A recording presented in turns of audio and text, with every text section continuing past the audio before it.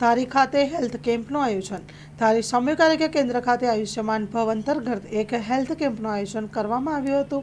આ હેલ્થ કેમ્પમાં 135 કરતાં પણ વધારે દર્દીઓએ લાભ લીધો હતો. દર્દીઓના વિવિધ ચેકઅપ અંતર્ગત વિવિધ બીમારીઓનું નિદાન પણ કરવામાં આવ્યું હતું. આ કેમ્પને ખૂબ જ સફળતાપૂર્વક પૂર્ણ કરવામાં આવ્યો હતો. સ્ટોરી રિપોર્ટ બાય સંજય વાડા, ધારી.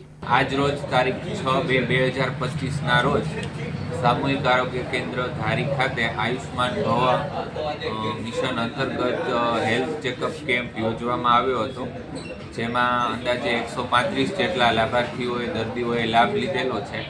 અને અમરેલી શાંતાબા મેડિકલ કોલેજ માંથી વિવિધ વિભાગના તજજ્ઞો ડૉક્ટરો આવેલા છે.